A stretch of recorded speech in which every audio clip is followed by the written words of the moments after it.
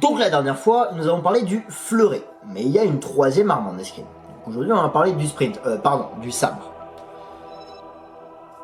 Donc vous vous demandez probablement ce que c'est que ce sport bizarre où deux personnes armées se courent dessus en criant. Et non, je ne parle pas de kendo, je parle de sabre. Mais ça tombe bien, vous êtes au bon endroit pour en apprendre un petit peu plus. Bienvenue sur En Garde. Prêt? Allez.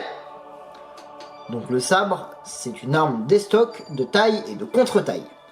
En gros, on peut toucher avec la pointe ou le tranchant de la lame, en taillant ou en contre-taillant, selon la direction du coup. On va pas rentrer dans ce détail-là, globalement c'est pas très important pour comprendre les bases de cette arme. Donc c'est l'arme de la cavalerie. Donc là au moins, contrairement aux fleurets, les bizarreries elles ont vraiment une raison technique pour de l'efficacité, même si ça reste essentiellement une arme de bourrin. En fait, le but c'est essentiellement de toucher l'adversaire et non son cheval, parce qu'un soldat adverse, vous pouvez le blesser ou le tuer, c'est pas bien grave. Parce qu'au moins vous n'aurez pas à vous faire chier avec un prisonnier, enfin du moins il sera hors de combat. Le cheval, c'est intéressant de le récupérer quand même. Ça peut servir pour ta cavalerie, ça peut se vendre, ça vaut de l'argent, même si ça peut faire de la bouffe aussi. On va dire qu'il est plus efficace de le garder vivant et en bon état le cheval. Alors il n'y a pas de chevaux sur la piste, on n'est pas dans la vraie vie, enfin dans la vraie vie, mais il n'y a pas de chevaux sur la piste. Le hobby horse n'a rien inventé en termes d'imagination qui croient voir un cheval et font du sport avec. Ouais, les sabreurs sont en quelque sorte les pratiquants de hobby horse, des sports de combat. Donc pour ne pas blesser le cheval, imaginaire bien sûr, seules les touches au-dessus de la taille sont valables. Puisque souvenez-vous, les jambes elles sont sur le cheval, si on touche à la jambe on risque de toucher le cheval avec.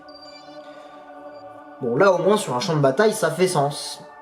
Et ensuite il faut être plus rapide que l'adversaire et avoir la priorité. Alors au départ il n'y avait pas vraiment de priorité au sabre, les touches doubles étaient autorisées. Cependant pour limiter la boucherie ça a été décidé de mettre des priorités de manière claire et nette, parce que sinon en fait tous les matchs se finissaient genre à 15-14, 5-4, que des trucs comme ça. La conséquence ça a été un gain de vitesse des sabreurs qui sont désormais plus rapides qu'Usain Bolt, ce qui a causé des problèmes. Donc du coup pour limiter le risque d'accident il a été décidé d'interdire les flèches. On en reparlera dans une autre vidéo des déplacements, et ne vous inquiétez pas, il y a plein d'autres techniques pour approcher la vitesse de la lumière en fonçant sur son adversaire. Le sabreur n'est jamais assez créatif quand il s'agit de trouver des solutions là-dessus. Alors les priorités sont basiquement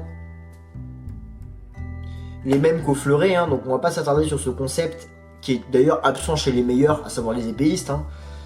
Donc le sabre a une lame similaire à celle du fleuret, la différence est au niveau de la pointe qui en fait est un simple enroulement de métal, et du coup la lame est légèrement plus courte.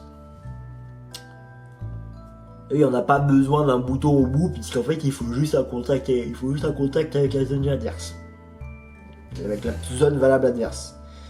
La coquille quant à elle, en fait elle va vraiment venir envelopper le plat de la main, on va vraiment